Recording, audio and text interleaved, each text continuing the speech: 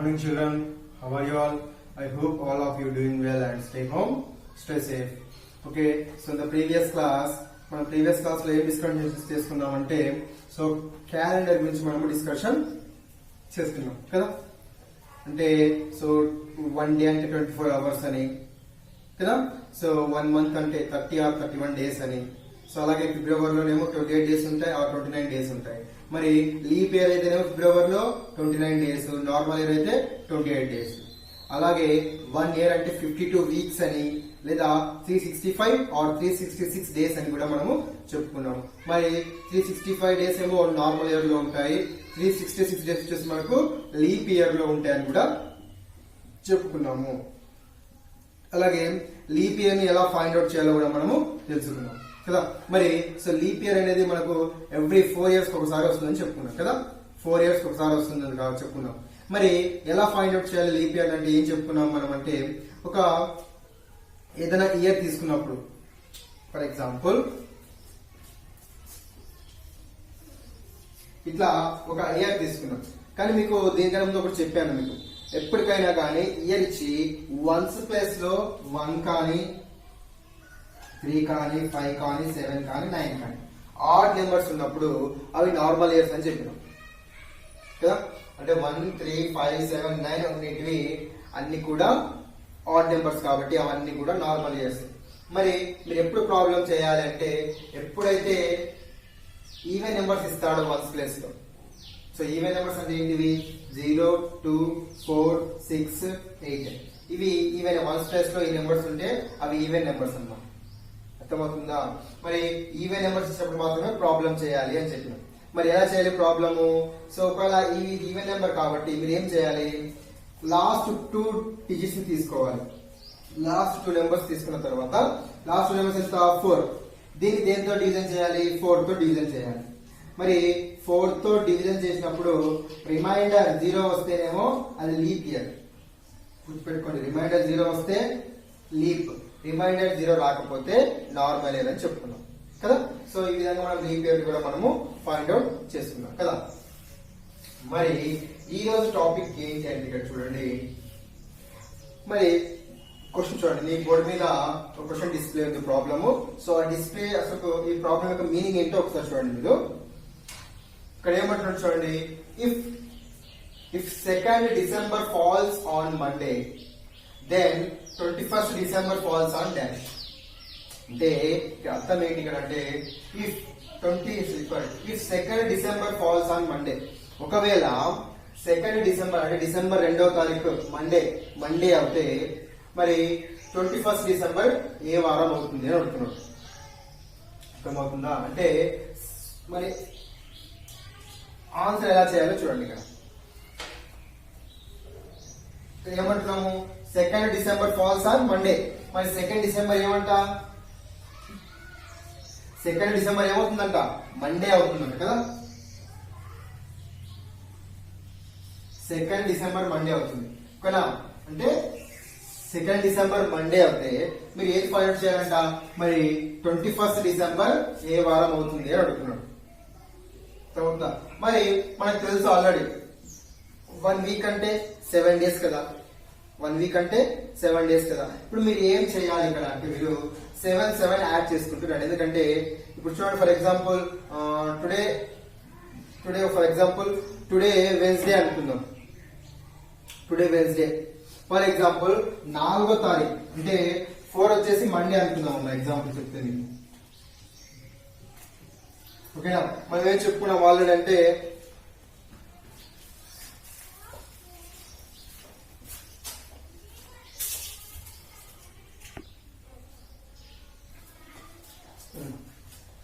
మనం మామూలుగా చూసుకుంటే చూడండి కదా, ఫర్ ఎగ్జాంపుల్ మనకు డేట్ 4 వచ్చేసి మండే అయింది అనుకుందాం. ఓకేనా, డేట్ 4 వచ్చేసి మండే అనుకుందాం. మరి మనం మనకు తెలుసు ఆల్రెడీ మనకు 7 డేస్ ఉంటాయి వీక్లీలో కదా. Sunday, Monday, Tuesday, Wednesday, Thursday, Friday, Saturday అని. అంటే మరి సాటర్డే తర్వాత మళ్ళీ ఏమవుతుంది, మళ్ళీ సండే స్టార్ట్ అవుతుంది కదా. అంటే Sunday, Monday, Tuesday, Wednesday, Thursday, Friday, Saturday, మళ్ళీ తర్వాత మళ్ళీ సండే నుంచి స్టార్ట్ అవుతుంది. అంటే మనకు 7 డేస్ అన్నప్పుడు ఏమవుతుంది, మళ్ళీ అదే వారం వస్తుంది మనకు. అంటే ఇప్పుడు మరి 1 వీక్ అంటే 7 డేస్ కాబట్టి 7 కలిపితే చూడండి ప్లస్ 7 కలిపితే ఏమవుతుంది 11 అవుతుంది. అంటే అప్పుడు 11 కూడా ఏమవుతుంది మండే అవుతుంది. 11 కూడా మండే అవుతుంది. మళ్ళీ దీనికి 7 కలిపితే ఎంత వస్తుంది? ప్లస్ 7 యాడ్ చేస్తే 18 వస్తుంది. సో 18 కూడా మళ్ళీ ఏమవుతుంది మండే అవుతుంది. ఇట్లా అనమాట. అంటే మీరు 7 డేస్ యాడ్ చేస్తున్నప్పుడు సో అదే వీకే మనకి ఇక్కడ వచ్చేస్తుంది అనమాట. అంటే వీక్ అంటే 7 డేస్ కాబట్టి ఇక్కడ 7 యాడ్ చేసుకుంటూ పోవాలి మనం. ఓకేనా? సరే, మరి ఇక్కడ చూడండి సెకండ్ వచ్చేసి మండే అంట. డిసెంబర్ 2 వచ్చేసి మండే అంట. మరి మనం ఏం కానీ ఫైండ్ అవుట్ చేయాలి? 21 డిసెంబర్ ఫైండ్ అవుట్ చేయాలి. అంటే 2వ తారీఖు మండే అయినప్పుడు 21వ తారీఖు ఏమవుతుంది అంటున్నాడు. సెకండ్ మండే అయినప్పుడు 21 ఏమవుతుంది అని చెప్పేసి మనకు అడుగుతుంది. మరి ఏం చెప్పాను? 7 యాడ్ చేసుకుంటూ పోవాలి. ఓకే, మరి ప్లస్ 7 యాడ్ చేస్తే ఎంత వచ్చింది? ఇక్కడ 9 వచ్చింది. మరి అప్పుడు 9 కూడా ఏమవుతుంది? 1 వీక్ యాడ్ చేసినాం కాబట్టి మళ్ళీ కూడా 9 కూడా మండేనే అవుతుంది. మనం 9 కూడా మండేనే అవుతుంది. ఓకేనా? మళ్ళీ ఎందుకు మనకు 21 వచ్చేంత వరకు రాసుకోవాలి. నెక్స్ట్ మళ్ళీ 7 యాడ్ చేస్తా. 9 ప్లస్ 7 ఎంత? 16. సో అప్పుడు 16 కూడా ఏమవుతుంది? మళ్ళీ మనకు మండేనే అవుతుంది. మండేనే అవుతుంది. ఓకేనా? మళ్ళీ 16 కి ప్లస్ 7 యాడ్ చేస్తా. 23 అవుతుంది. అప్పుడు 23 ఏమవుతుంది? మండే అవుతుంది.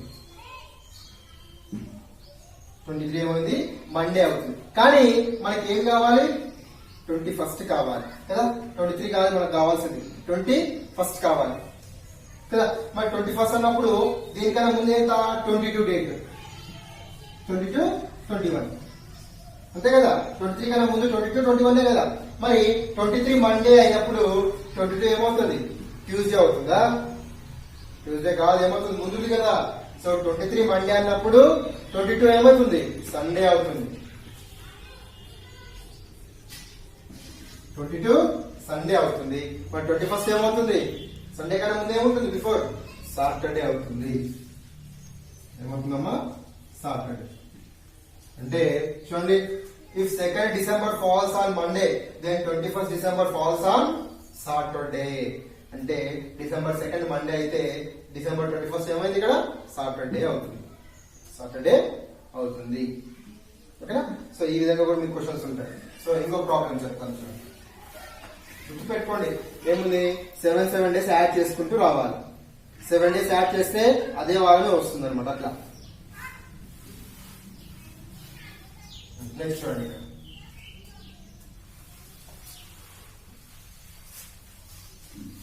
నెక్స్ట్ ప్రాబ్లం చూడండి. ఇక్కడ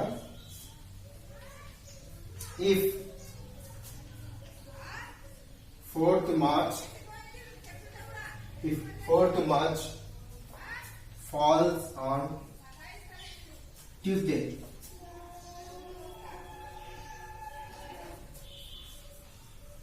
then 15th March falls on dash.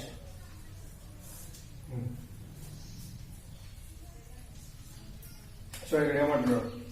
If 4th March falls on Tuesday, అంటే 4th March ట్యూస్డే అవుతుందంట, మంగళవారం అవుతుందంట. దెన్ అయితే 15th March, మరి 15th March falls on dash, అంటే 4th March ట్యూస్డే అవుతే 15th March ఏ వారం అవుతుంది అంటున్నాడు. సేమ్ మనకు ఫస్ట్ 4th March ఇచ్చాడు కదా. 4th March ఏమైందంట? ట్యూస్డే అవుతుందంట. 4th March ఏ వారం అయిందమ్మా? ట్యూస్డే అయింది కదా. మరి ఇక్కడ మన 15th March అన్నాడు. ఏమన్నాడు? 15th March అని అన్నాడు కదా. మరి 15th March ఏ వారం అవుతుంది? ఏం చేయాలి? మనకు 1 month లో 4 weeks ఉంటాయి. అంటే ఇక్కడ 7 వీక్ అంటే ఎన్ని డేస్ ఉంటాయి? 7 డేస్ ఉంటాయి. సో మీరు ఏం చేయాలంటే 7 డేస్ యాడ్ చేసుకుంటూ రావాలి అంతే. మరి రైట్, 4 + 7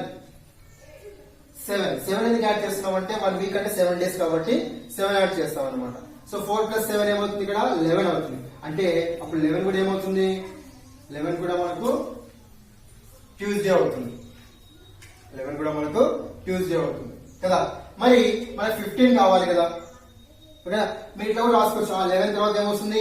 12, 13, 14, 15 అయిపోయిన 15 డేస్ 15 వరకు వచ్చింది కదా 15th మార్చ్. మరి ఇప్పుడు 11 ట్యూస్డే తర్వాత 12 ట్యూస్డే తర్వాత ఏమొస్తుంది వెన్స్డే. సో వెన్స్డే తర్వాత థర్స్డే తర్వాత 14 ఏమవుతుంది ఫ్రైడే.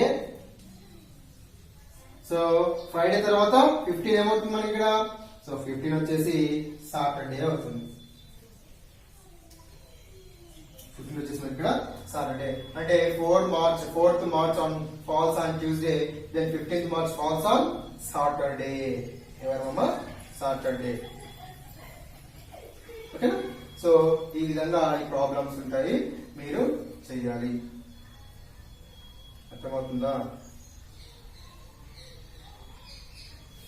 ఓకే.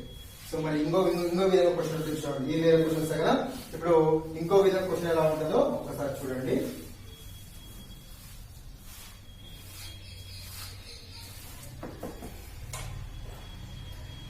సో ఇప్పుడు ఇంకో విధంగా చూడండి. ఇంకో క్వశ్చన్ చూడండి. క్వశ్చన్ చేంజ్ అవుతుంది, ఒకసారి జాగ్రత్తగా గమనించండి. If second Sunday falls on 3rd April, then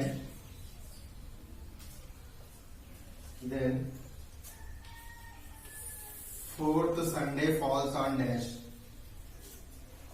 4th Sunday falls on dash date. Question చూడండి ఇక్కడ ఏమంట. If second Sunday falls on 3rd April అంటే ఏంటంట, మనకు ఒకవేళ సెకండ్ సండే అంటే 2వ ఆదివారం అనేది 3rd April కి వచ్చిందంట. ఏప్రిల్ 3వ తారీఖు వచ్చిందంట. అర్థమవుతుందా మీకు? అంటే if second Sunday falls on 3rd April, 3rd April రాదు, 3rd కాలేదన్నా, ఫస్ట్ సండే అంటున్నాము. If first Sunday falls on 3rd April అంటే మొదటి ఆదివారం అనేది, అంటే మొదటి ఆదివారం ఏప్రిల్లో 3వ తారీఖు వస్తే the 4th Sunday falls on dash date, మరి 4వ సండే ఏ తారీఖులో వస్తుంది అన్నాం. ఇంతకు ముందు నువ్వు డేస్ కనుక్కున్నావు, సండేనా మండేనా ట్యూస్డేనా కనుక్కున్నావు. కానీ ఇక్కడ ఏం కనుక్కోవాలంట, డేట్ కనుక్కోవాలంట. ఇంతకు ముందు డే కనుక్కున్నాం, ఇప్పుడు డేట్ ఫైండ్ అవుట్ చేయాలి. ఏంటంటే చూడండి, సేమ్ ప్రాసెస్, మీరు ఏం కష్టం, same process. First Sunday falls on 3rd April, మనకి ఫస్ట్ సండే ఏప్రిల్లో 3వ తారీఖు అయితే the 4th Sunday falls on dash date, మరి 4th సండే ఏ డేట్ లో వస్తుంది అంటున్నాడు. సేమ్ ప్రాసెస్, మీరు ఏం చేయాల్సిన అవసరం లేదు. సో ఫస్ట్ సండే కదా రాసుకోవాలి. ఫస్ట్ సండే ఏ తారీఖు అయిందమ్మా, థర్డ్ అయింది. ఫస్ట్ సండే 3వ తారీఖు అయింది. మనకు కావాల్సింది ఎన్నో సండే చూడండి. మరి ఈ 3వ తారీఖు ఫస్ట్ సండేనే కదా. మరి దీనికి 7 కలుపు, 7 కలిపితే 10 అవుతుంది. అంటే అప్పుడు 10 అనేది ఏమవుతుంది, సెకండ్ సండే కదా. 10 సెకండ్ సండే. మళ్ళా +7 యాడ్ చేయి, 17. సో 17 అనేది ఏమవుతుంది అప్పుడు third Sunday.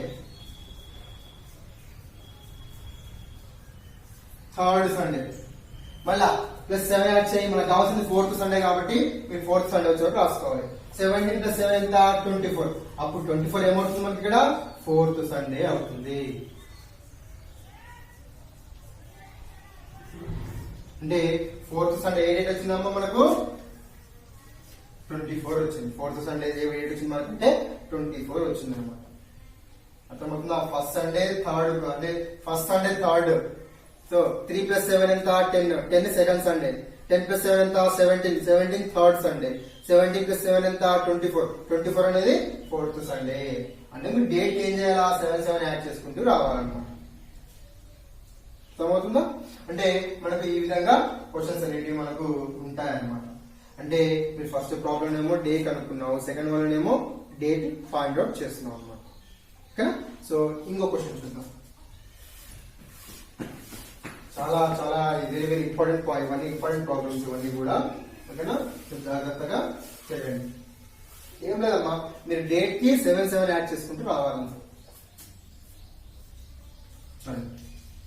If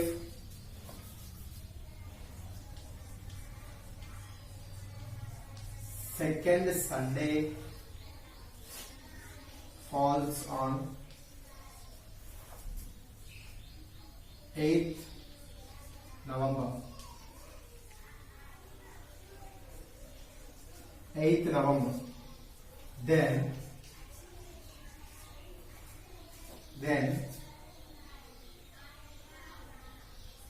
first Sunday, అంటే సండేనే కాదు మన ఇష్టం, మండే పెట్టుకోవచ్చు, ట్యూస్డే పెట్టుకోవచ్చు, పెట్టుకోవచ్చు. And first Sunday falls on dash date.